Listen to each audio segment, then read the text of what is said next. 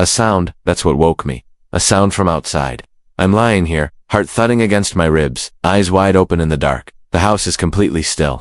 The usual hum of the refrigerator, the gentle ticking of the clock in the hall. Those are my night sounds. Familiar, safe, but this was different. It wasn't a car backfiring, or a neighbor's dog. It was a cry. At least, I think it was. It felt distant, carried on the wind, so faint I almost convinced myself it was part of a dream. But the chill on my skin tells me it wasn't a dream. I'm awake. Very, very awake. I hold my breath, straining my ears, trying to catch it again. The curtains are drawn, but thin moonlight seeps through the edges, painting ghostly silver lines on the floor. Everything in my room looks alien in this light. The armchair in the corner isn't just an armchair anymore. It's a hulking, hunched figure. The clothes I left on it have become its strange, misshapen limbs.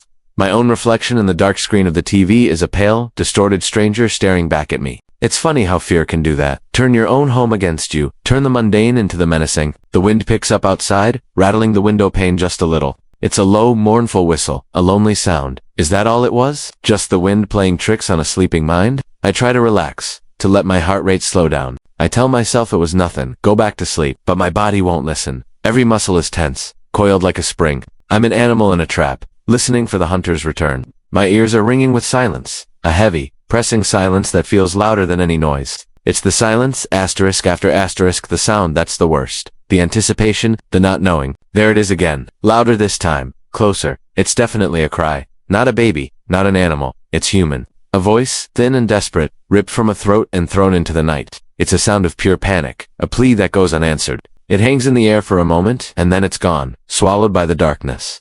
My blood runs cold. Who would be out there? At this hour? My neighborhood is quiet, sleepy. The houses are all set back from the road, separated by wide lawns and thick trees. We're all tucked away in our own little worlds here. It's what I liked about this place. The privacy, the isolation. Now, that isolation feels like a trap. I should call someone. I should call the police. But what would I say? I think I heard someone cry. They'd think I was crazy, or dreaming. They'd tell me to lock my doors and go back to bed. My doors are locked. I always check them twice, but a lock doesn't feel like much of a defense right now. A lock is just a suggestion to someone who really wants to get in. And that sound wasn't someone trying to get in. It was someone already in trouble, out there. Somewhere in the dark between my house and the next. I slowly, carefully, push back the covers. The air in the room is cold against my bare arms. I need to look. I know it's a stupid idea. Every horror movie I've ever seen is screaming in my head right now. Do one T, go to the window. Don't look outside. Stay in the room. Stay in the bed. Pretend you heard nothing. But I can't. The not knowing is worse than anything I might see. The image my mind is creating is already 1,000 times more terrifying than reality could ever be. I hope. My feet touch the cold wooden floor. I don't make a sound. I move like a ghost through my own room, my hand outstretched in the darkness to guide me. The floorboards don't even creak. It's as if the house itself is holding its breath with me. I reach the window, my fingers tracing the cool fabric of the curtain. My heart is a frantic drum solo in my chest. What am I going to see? Headlights. A car speeding away. Nothing at all. Maybe seeing nothing would be the scariest of all, because then the sound is just out there. A ghost in the night. I take a deep breath. It feels shaky, thin. My hand closes around the edge of the curtain. It feels heavy, like a stage curtain before a tragedy. I'm about to pull it back, just a fraction of an inch. Just enough to peek out into the night, into the source of that terrible sound. But then, I hear something else. Not from outside, from inside, a soft creak. Downstairs, from the kitchen, a floorboard settling, the house making its usual night noises. No, this was different. This was deliberate. This was the sound of a footstep, and I know, with a certainty that freezes the very marrow in my bones, that I am not alone in this house. The hinges of the front door groaned, a low, drawn-out sound that seemed to complain about being disturbed at this hour. A single beam of light cut through the thick, inky blackness, dancing across the weathered wooden planks of the porch. My hand, holding the heavy metal flashlight, trembled slightly. I don't know why. It was just a sound, wasn't it? A cry in the night? Probably just an animal. A fox? Or a cat. They make strange noises sometimes. Noises that the darkness twists into something else. I took a hesitant step out, my bare feet cold against the wood. The air was heavy and still, thick with the scent of damp earth and pine needles from the woods that bordered the property. The kind of silence that isn't really silent at all. It's a weight in silence, filled with the hum of a million tiny, unseen lives. Crickets chirped their relentless rhythm, a backdrop to the frantic thumping of my own heart. I pulled my thin robe tighter around me, a useless gesture against the chill that had nothing to do with the temperature. There it was again, a thin reedy wail that sliced through the night. It wasn't an animal. I was sure of it now. It sounded lost, desperate. It seemed to come from everywhere, and nowhere at once. echoing off the trees that stood like silent, towering sentinels at the edge of the lawn. I swept the beam of the flashlight in a slow, wide arc. The light caught the glistening dew on the grass, turning each blade into a tiny, glittering spear. It illuminated the familiar shapes of the rose bushes, their flowers now just pale, ghostly blobs in the artificial light. Nothing was out of place. My breath hitched in my throat. I tried to swallow, but my mouth was suddenly dry. I should go back inside, lock the door, call someone, but who would I call, and what would I say? That I heard a noise. They'd think I was crazy. They'd say it was the wind, or a branch scraping against the roof. I know what the wind sounds like. This wasn't it. This was something else. Something that felt like it was pulling at a thread deep inside me. The light continued its slow, methodical sweep, past the old oak tree whose branches looked like gnarled skeletal fingers reaching for the sky, across the empty driveway where my car sat, silent and dark. The beam slid over the windows of my own house, reflecting my pale, wide-eyed face back at me for a split second. A stranger in my own home. I lowered the flashlight, plunging the yard back into near-total darkness, leaving only the faint, silvery glow of the moon. Sometimes, it's easier to see without the focused beam, to let your eyes adjust to the shadows. The crying started again, closer this time, or maybe it just felt closer. It had a strange quality to it, a high, keening sound that vibrated in the air, in the wood beneath my feet, in the very bones of my skull. It was a sound of pure, undiluted sorrow, a sound that spoke of abandonment and a deep, knowing loneliness that I recognized on an instinctual level. Every rational thought screamed at me to retreat, to seek the safety of light and locked doors. But my feet felt rooted to the spot, as if the sound itself were holding me captive. I raised the flashlight again, my hand steadier now. The initial fear was being replaced by something else. A strange, compelling curiosity, a feeling that I was meant to hear this, that it was a message, or a plea, intended just for me. The beam cut a path towards the edge of the woods. The trees were a solid wall of black, impenetrable. The cry had come from in there. I was sure of it. It was a place I never went, not even in the bright light of day. Old woods have their own secrets, their own memories. My grandfather used to say that some things are best left undisturbed. I took another step, then another, until I was at the edge of the porch, the top step pressing into the arch of my foot. The crying stopped. The sudden silence was more jarring than the sound itself. The crickets seemed to have stopped their chirping too. The entire world held its breath, waiting. Waiting for what? For me to make a move? For me to answer the call? The beam of my flashlight trembled, pointing into the deep, dark maw of the forest. I could see the first line of trees, their bark, rough and ancient. Beyond them, there was nothing but an abyss. My mind raced, trying to piece together a logical explanation. A lost child? No, not out here. Not in the middle of the night. My nearest neighbor was over a mile away. A recording. A prank. It didn't feel like a prank. There was a sincerity to the sorrow that couldn't be faked. It felt ancient, primal, a grief that had seeped into the very soil. I scanned the tree line again, moving the beam slowly, inch by inch. A pair of eyes flashed in the darkness, low to the ground. Just a raccoon, or a possum, startled by the light. It scurried away, and the woods were still once more. I stayed like that for what felt like an eternity, a statue on the porch, my arm outstretched, a beacon in the vast, uncaring darkness. The chill had sunk deep into my bones now. I should be cold, but I barely noticed. All of my senses were focused outward, straining to catch another hint of the sound, another clue to its source. Why did it feel so familiar? It was like trying to remember a dream from long ago, the edges fuzzy, the core of it just out of reach, a forgotten lullaby sung in a minor key. Then, a whisper. It wasn't the cry from before. This was closer. A soft, sibilant sound, like leaves skittering across dry pavement, but there was no wind. The air was as still as a tomb. The sound came from just below the porch, in the dark space beneath the house. My heart hammered against my ribs, a frantic drumbeat against the suffocating silence. I slowly, reluctantly, angled the flashlight beam downwards, towards the latticework that skirted the foundation of the house. The light illuminated the peeling paint, the cobwebs thick with dust. And then, I saw it. A small break in the lattice, a hole that hadn't been there yesterday. It was just big enough for something small to crawl through. The whispering sound came from inside. I knelt down, the rough wood of the porch digging into my knees, and pushed the flashlight closer to the opening. The beam disappeared into the blackness under the house, revealing nothing but dry dirt and shadows. The whispering stopped. Was it all in my head? Was the stress, the isolation of living out here alone, finally getting to me? Was I manufacturing mysteries out of the mundane night sounds? I started to pull back, to stand up and dismiss the whole thing as an overactive imagination, but as I did, the wail returned. And this time, there was no doubt. It was coming from under the house. It was muffled, but it was the same heart-wrenching, desperate cry, and it was right beneath my feet. My fear was gone, completely replaced by a powerful, unshakable resolve. I wasn't afraid of what was making the noise. I was afraid for it. That raw, naked pain in its voice called to something deep within me, a protective instinct I didn't know I possessed. The flashlight beam cut a nervous path through the darkness, bouncing from one tree trunk to the next. Every rustle of leaves sent a jolt through me, my heart thumping a frantic rhythm against my ribs. I kept telling myself it was just the wind, just the normal sounds of a forest at night. But the part of my brain that loved horror movies was screaming at me to turn back, to run. I clutched the heavy metal flashlight tighter, its weight a small comfort in the overwhelming dark. The moonlight tried to help, filtering through the dense canopy in thin, silvery slivers, but it only made the shadows deeper, more menacing.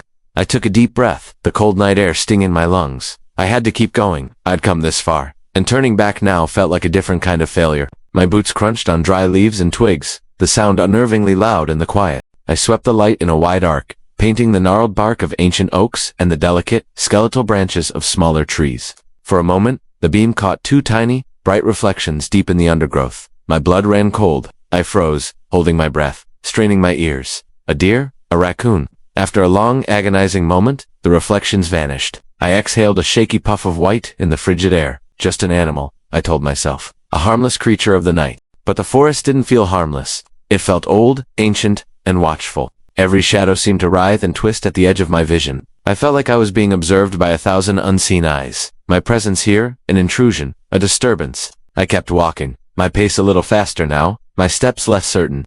The edge of the woods was a solid wall of black to my left, an impenetrable curtain. To my right, the open field was bathed in pale moonlight, looking deceptively safe, deceptively normal. But I couldn't cross it. I had to follow the tree line.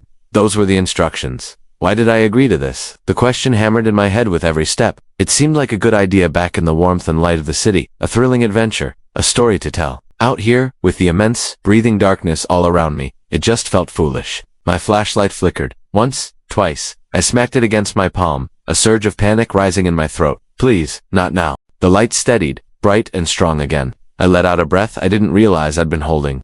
I couldn't afford to be out here without a light.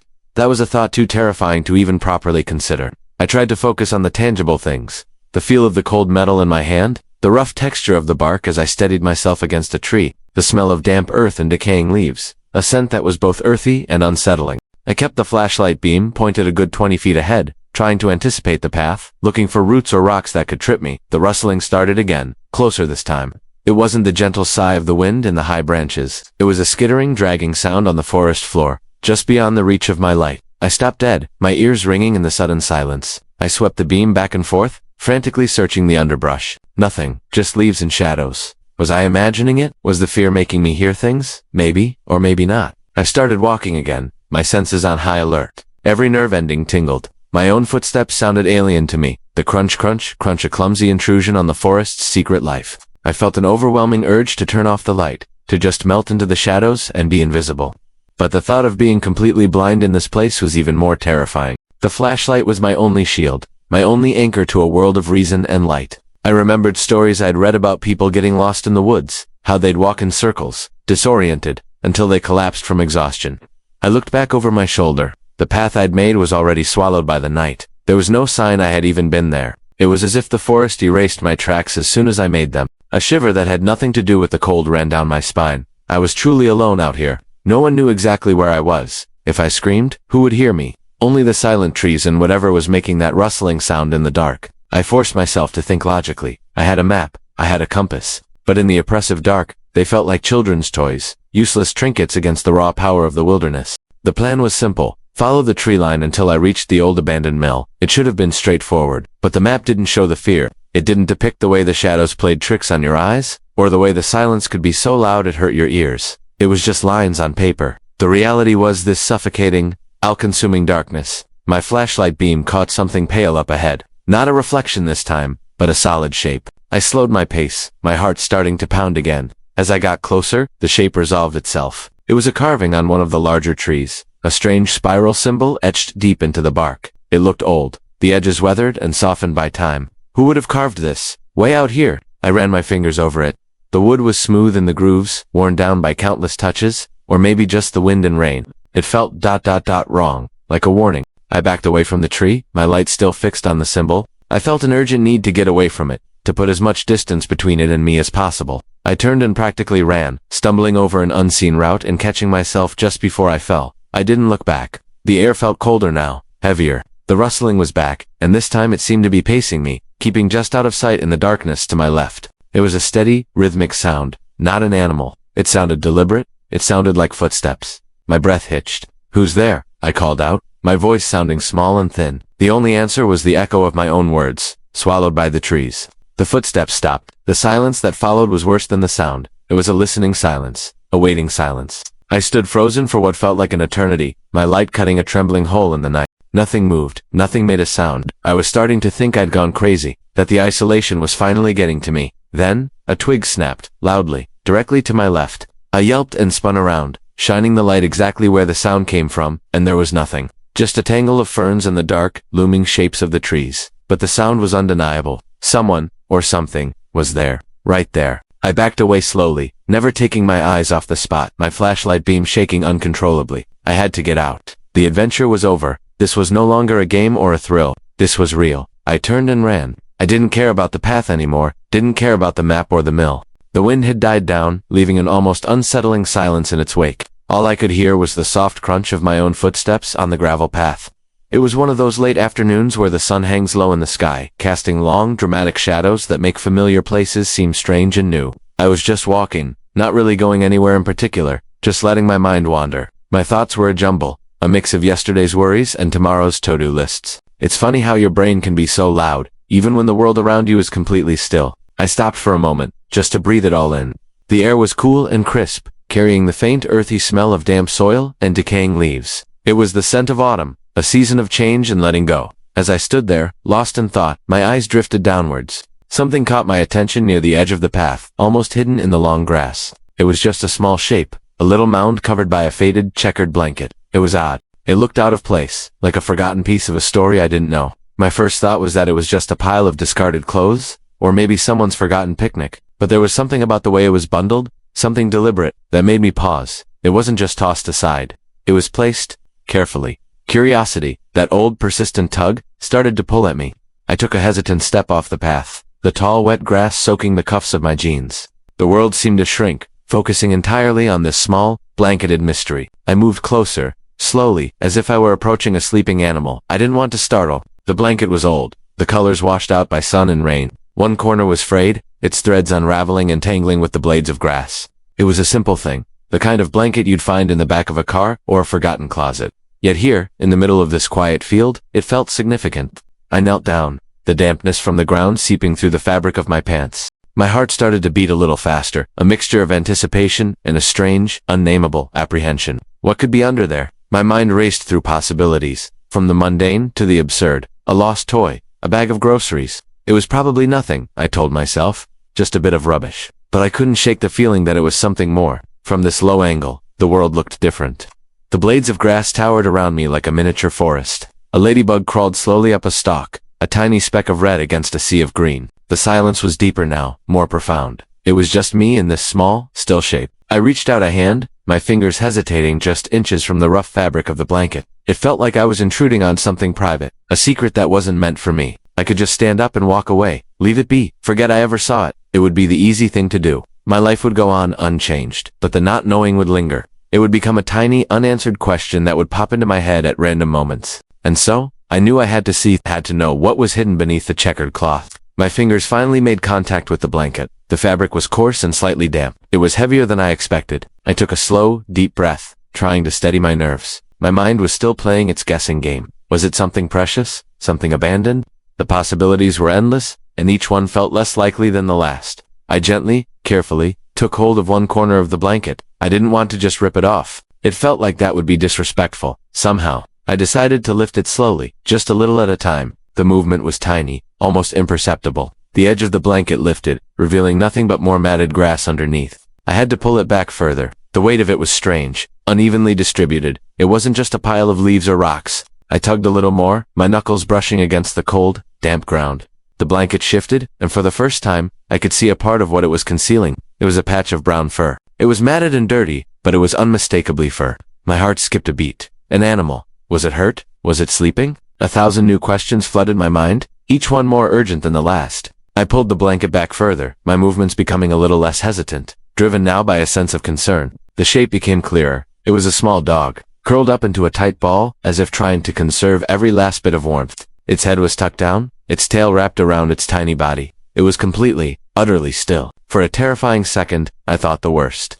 Had I stumbled upon a small tragedy? I leaned in closer, my face just a foot away from the little creature. I held my breath, listening, watching for any sign of life, and then I saw it. A faint, almost invisible tremor. A tiny, shallow rise and fall of its ribcage. It was breathing. It was alive. A wave of relief washed over me so powerful it almost made me dizzy. It was alive. The dog didn't stir. It must have been exhausted, or perhaps sick, to be sleeping so deeply. Its fur was a mess of tangles and mud, and it looked painfully thin. Who would leave a dog out here like this? And who would be kind enough to cover it with a blanket but not take it with them? The story was getting more complicated, more heartbreaking. This wasn't just a lost pet. This felt like a deliberate act of abandonment, tempered with a strange, fleeting moment of compassion. I stayed there, kneeling in the wet grass, just watching it breathe. Each tiny puff of air was a victory, a small miracle in the fading light. The world around us, the setting sun, the rustling leaves, it all faded into the background. My entire focus was on this small, vulnerable life. I felt a powerful surge of protectiveness. I couldn't just leave it here. The sun was setting, and the temperature was dropping quickly. It wouldn't survive the night. Not like this. I looked at the old blanket.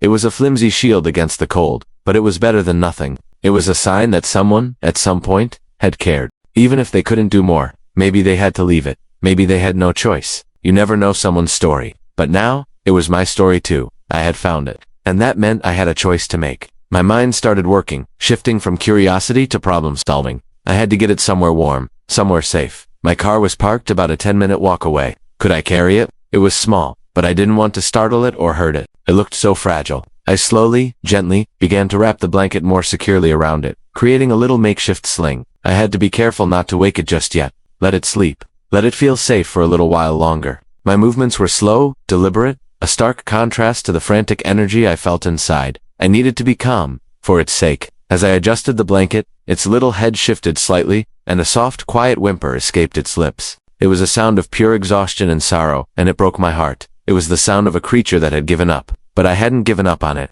I wouldn't. This chance encounter, on a random Tuesday afternoon, had changed the course of my day, and maybe, just maybe, the course of its life. I carefully slid my hands under the blanket, feeling the small, bony frame through the thick fabric. It was so light, frighteningly light. With another deep breath, I lifted it into my arms. The small bundle was warm against my chest. The dog whimpered again, a little louder this time, but it didn't wake. It just burrowed deeper into the warmth I was offering. It felt like a small act of trust, and it filled me with a sense of purpose I hadn't felt all day. All the little worries and anxieties that had been cluttering my mind just an hour ago seemed so insignificant now. This was real. This was important. Holding the small, fragile life in my arms, I stood up and started the slow, careful walk back towards my car, back towards warmth and hope. I didn't know what tomorrow would bring for this little soul, but I knew it wouldn't be spending another night alone in the cold. Thank you for watching, and I hope you'll join me to see what happens next. Don't forget to follow and subscribe. The wind howled outside, a lonely sound that seemed to snake its way through the cracks in the old cabin walls. I pulled my thin shawl tighter around my shoulders, the embers in the fireplace offering little more than a flickering ghostly light. It was another night spent alone, another night where the silence was so loud it was deafening. I've been out here for what feels like an eternity now. Just me, the creaking wood of this forgotten place, and the memories I can't seem to outrun. Sometimes, I think the quiet is the worst part. It gives my thoughts too much room to roam, to replay things I'd rather forget. I stared into the dying flames, my breath misting in the cold air. The world outside felt a million miles away. Here, time seemed to stand still. Days bled into nights, marked only by the rising and setting of a sun I barely noticed. I was just existing, floating a ghost in my own life. My heart, a hollow drum, beat a slow, monotonous rhythm against my ribs. I traced the patterns in the dusty floorboards with the toe of my worn boot. Each swirl of dust, a tiny galaxy of forgotten moments. It's funny how you start to notice the little things when there's nothing big left to look at. Suddenly, a sound, not the wind, not the house settling. It was faint, a soft whimper that barely cut through the storm's fury. I froze, my head snapping up. Was I imagining it? Loneliness can play tricks on you, make you hear things that aren't there. I held my breath, straining my ears. Silence, just the wind. Again, I let out a slow breath, my shoulders slumping. Of course it was nothing, just my mind, hungry for any sign of life, creating phantoms in the dark. I rubbed my tired eyes and was about to turn back to the fire when I heard it again. This time it was clearer. A soft, muffled cry. It was real.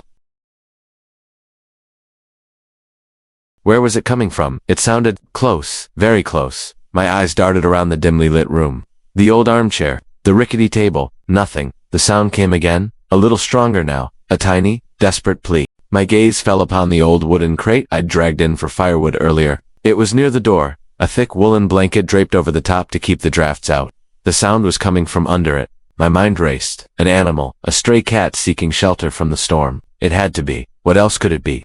I stood up slowly, my legs feeling unsteady. Every instinct screamed at me to be cautious, to stay away. This cabin was my sanctuary, my fortress of solitude. Nothing from the outside world was supposed to get in. But the cry? It was so helpless. It tugged at something deep inside me, a cord I thought had long since snapped. I took a hesitant step toward the crate, then another. The floorboards groaned under my weight, each sound echoing the thumping in my chest. I stood over the crate, my shadow long and distorted in the firelight. The blanket was just an old, frayed thing, but now it seemed to hold some terrible, unknown secret. My hand trembled as I reached for it. What if it was something dangerous? What if I was about to invite more trouble into my already broken life? But the whimper came again, a little hiccup of a sound, and all my fear was replaced by a wave of something else. Something I couldn't name. My fingers brushed against the rough wool. It was now or never. I took a deep, shaky breath, my knuckles white as I gripped the edge of the blanket. The fabric was heavy, and it felt like I was peeling back a layer of reality itself. A sliver of darkness was revealed. Then more. My heart was in my throat, a frantic bird beating against its cage. I lifted the blanket higher, my eyes trying to adjust to the deeper shadows within the crate, and then I saw it. It wasn't an animal. Tucked into a nest of rags, swaddled in what looked like a man's old shirt, was a baby. A tiny, perfect, human baby. My breath hitched in my chest. I stared, unable to process what I was seeing. The baby's face was red and scrunched up, tears glistening on its chubby cheeks. Its tiny mouth was open in a silent "oh" for a moment before it let out another heart-wrenching sob. Its fists, so small they were barely there, waved aimlessly in the air. It was so small, so fragile, so utterly alone, just like me. I dropped the blanket, my hand flying to my mouth to stifle a gasp. This couldn't be real. This had to be a dream, a cruel hallucination brought on by isolation and grief. I stumbled back a step, my mind reeling. A baby here, in the middle of nowhere. How? Who would do this? Who would leave a child out in a storm? In a place like this? 1,000 questions swirled in my head, but none of them mattered as much as the tiny, crying creature in that wooden box. Its cries seemed to fill the entire cabin now, echoing off the walls, seeping into the very wood. It was a sound of pure, unadulterated need. It was the sound of life, raw and demanding. I knelt down, my knees hitting the dusty floor with a soft thud. I couldn't take my eyes off the baby. Its little chest rose and fell with each sob. Its eyes were squeezed shut, but as I watched, they fluttered open. They were the deepest, clearest blue I had ever seen, like two tiny pieces of the summer sky, and they looked right at me. In that moment, the world outside, the storm, the past, my own sorrow, it all faded away. There was only the quiet hum of the fire and the gaze of this child. Hesitantly, I reached out my hand again, not for the blanket this time, but for the baby. My fingers, calloused and cold, hovered over its tiny, downy head. I was afraid to touch it, afraid I would break it, afraid of what this meant. But its cries were getting weaker, turning into tired, pitiful whimpers. I had to do something. Closing my eyes for a second, I took another breath, this one less shaky, more resolved. When I opened them, the fear was gone, replaced by a fierce, protective instinct I didn't know I possessed. Gently, carefully, I slid my hands under the baby. It was so light, impossibly so. I lifted it from the cold crate, pulling it close to my chest. Its little body was trembling, its skin cool to the touch. I wrapped the edges of my shawl around it, creating a warm, soft cocoon. The crying subsided almost instantly, replaced by soft, snuffly sounds. It burrowed its face into my shoulder, its tiny hand instinctively curling around my finger. And in that moment, something inside me, something I thought was dead and buried, shifted. A crack appeared in the ice around my heart. The hollow drum inside my chest started to beat a new rhythm, a rhythm that wasn't just for me anymore. A single tear traced a path down my cheek, but for the first time in a long, long time, it wasn't a tear of sadness. Holding this tiny, unexpected life in my arms, in the quiet of the storm, I wasn't just a ghost anymore. I was an anchor. And maybe, just maybe, we could save each other. Thanks for watching. If this story touched you, please consider liking this video and subscribing for more. Have you ever had one of those days? One of those days where everything just feels heavy. The world seems to be moving a million miles a minute, and you're just trying to keep your footing, trying to hold on to what's important. It's so easy to get lost in the noise, isn't it? The deadlines, the expectations, the constant pinging of notifications on our phones. We rush from one thing to the next, ticking boxes. But are we really living? I think we all have these moments of clarity, these little whispers from our soul telling us to slow down, to just be, to feel the sun on our skin, to hear the rustle of leaves in the breeze, to notice the tiny details we usually walk right past. It's in these quiet moments that we find ourselves again. It's where we reconnect with what truly matters. Look around. This path we're on, it's not just a way to get from point A to point B. It's a journey. Every step is a choice. We can choose to rush, to be consumed by the destination, or we can choose to be present, to embrace the walk itself. We can choose to carry our burdens like they're made of stone, or we can see them as part of our story, a weight that has made us stronger. And what are we carrying, really? Sometimes, it's responsibility. Sometimes, it's love. Sometimes, it's the hopes and dreams we have for another person. Holding something so precious, so fragile, it changes your perspective. It makes you walk a little slower, a little more carefully. Every step becomes deliberate, filled with purpose. It's not just your journey anymore. You're guiding another one, protecting it with everything you have. This is the beautiful dance of life, isn't it? This balance between moving forward and savoring the now. We think we need to have it all figured out, to have a map for every twist and turn. But maybe the real magic happens when we let go of the map, when we trust our instincts, when we listen to the rhythm of our own heartbeats, synced with the one we hold close. We're all walking someone home. In a way, we're guiding our children, supporting our friends, caring for our parents. And in doing so, we're also walking ourselves home, back to a place of peace, of understanding, of unconditional love. It's a journey not of distance, but of depth. Think about the path you're on right now. Are you running, or are you walking? Are you looking at your feet, worried about stumbling, or are you looking up, taking in the view? It's so easy to believe that strength is about pushing through, about enduring, but true strength is often found in softness, in patience, in the quiet resolve to just keep going, one gentle step at a time.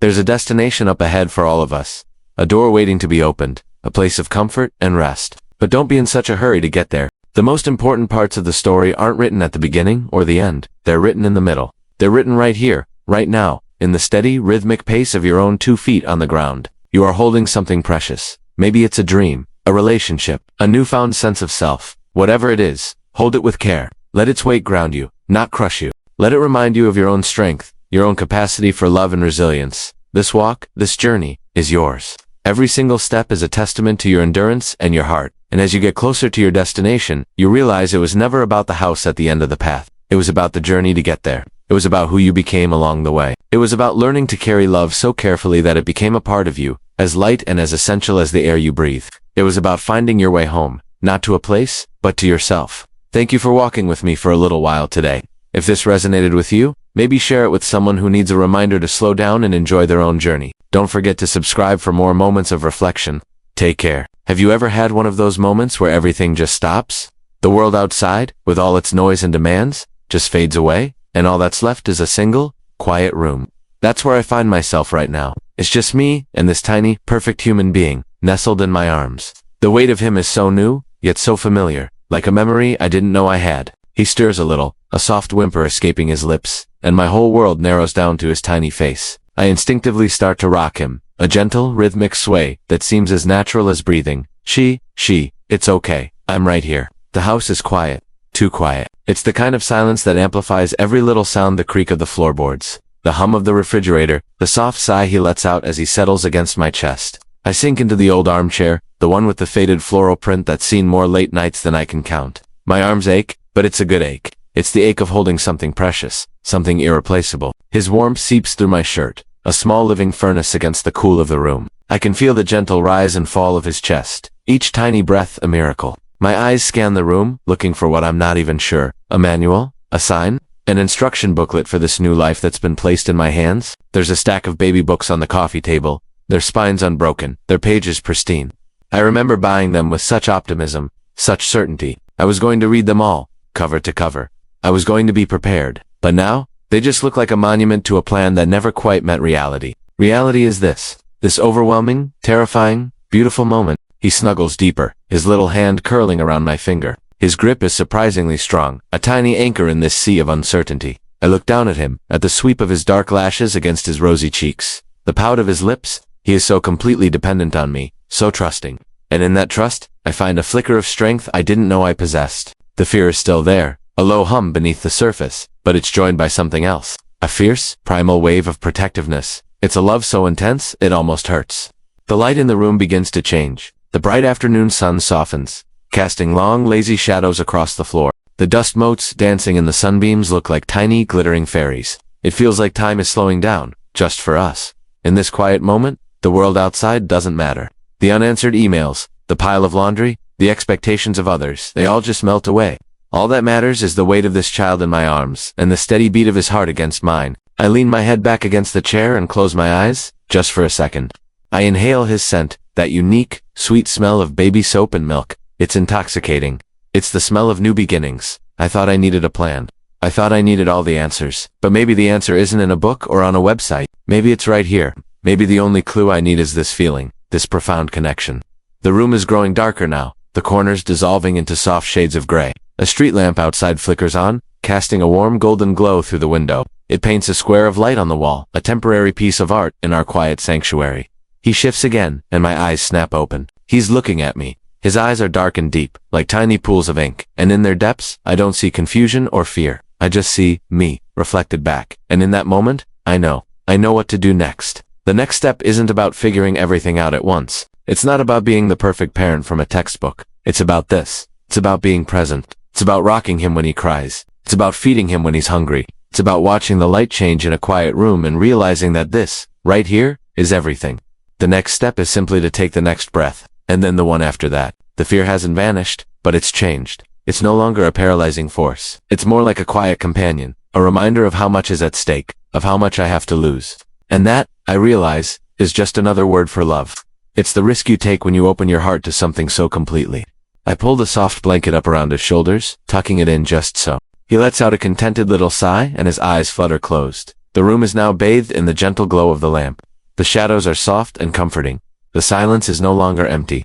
It's full. It's full of love and hope, and the quiet promise of a new day. I look around the room again, but this time I'm not looking for clues. I'm just looking. I'm seeing my home, not as a place of tasks and to-do lists, but as a haven, a nest, the place where our story begins. And I realize, I don't need a map. We'll find our own way, one tiny, miraculous breath at a time.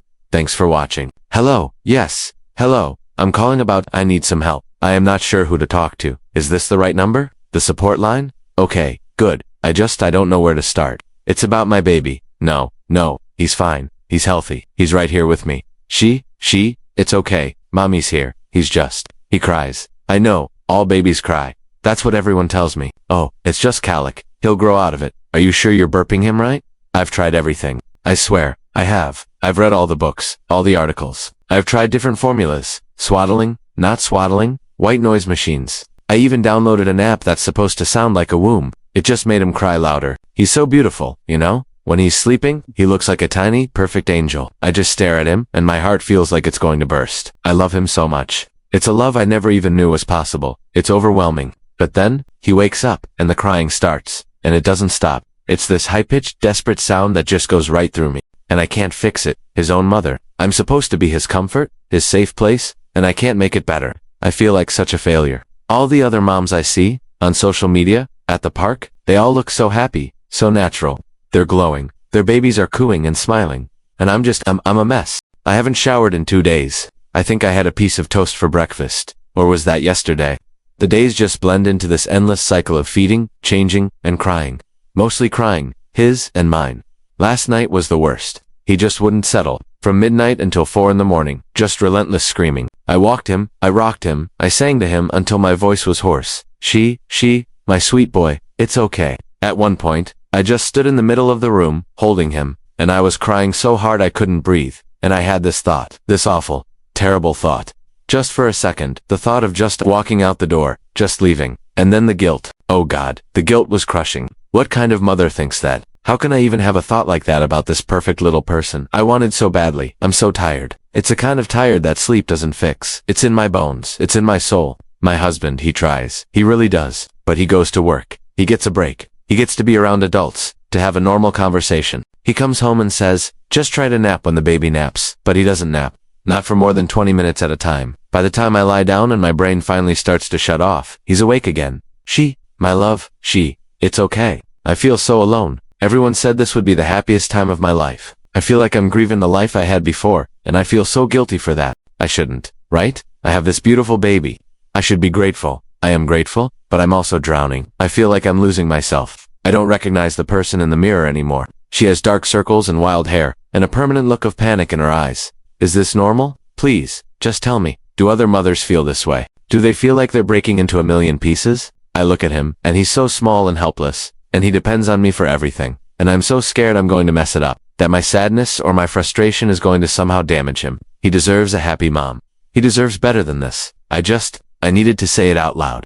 To someone who wouldn't just say, it gets easier. Because right now, it doesn't feel like it will.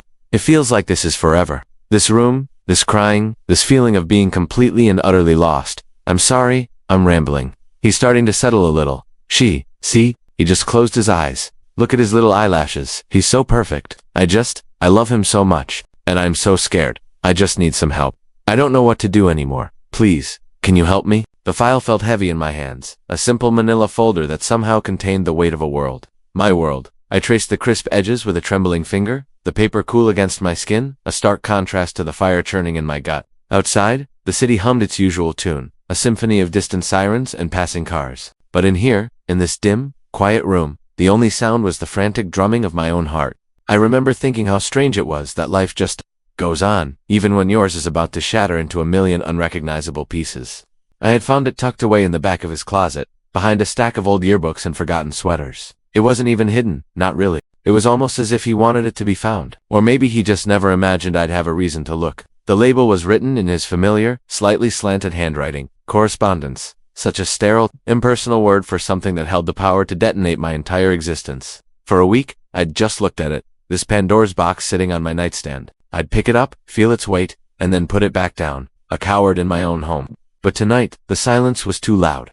The questions I'd been swallowing for months were clawing their way up my throat, demanding answers. The late-night phone calls he'd brush off as work, the sudden, unexplained trips, the way his eyes would sometimes slide away from mine, holding a secret I couldn't decipher. It all coalesced into a single, terrifying point, right here in this folder. My hands shook so badly, I could barely open the metal clasp. It clicked, a small, sharp sound that echoed like a gunshot in the stillness. The first page was a letter. The stationery was a soft, creamy color, elegant and feminine. The handwriting was a graceful, looping script, so different from his blocky print. I didn't need to read past the first line. My dearest Thomas, it began. My breath hitched. My husband's name. But the words that followed weren't from me. They were from her. The woman whose name I'd heard whispered once by a concerned friend. A name I had chosen to ignore, to bury under a mountain of willful ignorance. My eyes scanned the page, hungry and horrified. Words leaped out at me. Our secret? This beautiful gift.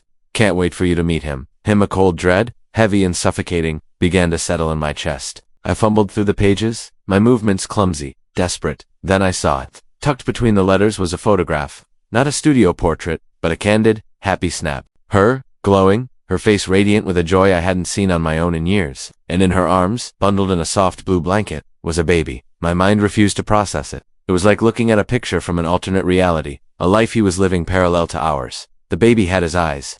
That same deep, startling blue that had made me fall in love with him all those years ago. He had his smile too, even in his infant sleep. The photographer had caught a small content curve on his tiny lips. A carbon copy, an undeniable truth in a 4x6 print. I dropped the photo as if it had burned my fingers. It fluttered to the floor, landing face up, the image of their perfect little family staring up at me. I sank onto the edge of the bed, the mattress dipping under my weight. The springs groaned in protest, mirroring the groan that was building deep inside me. I stared at the wall, at the framed photo of our wedding day hanging there. Us smiling, so young, so full of promises. It looked like a mockery now, a relic from a life that was a lie. Every memory we had ever built together suddenly felt tainted, hollowed out. The anniversaries, the inside jokes, the quiet moments of supposed intimacy, were they all just a performance? Was I just the audience to a play he was starring in somewhere else? The room felt like it was closing in, the shadows in the corners stretching and twisting into monstrous shapes.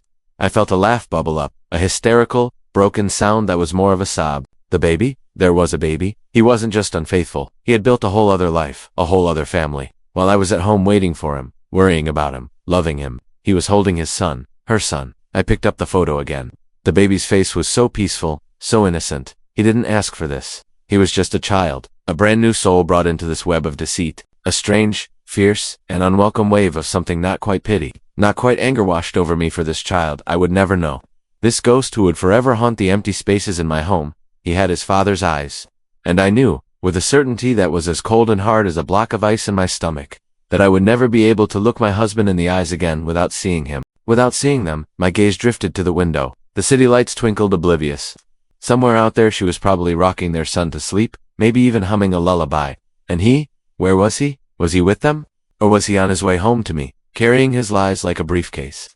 The folder lay open on the bed, its contents spilled out like a confession. The woman in the wedding photo on the wall smiled back at me, a ghost of a person I no longer was. The truth hadn't set me free, it had simply locked me in a different, much darker room.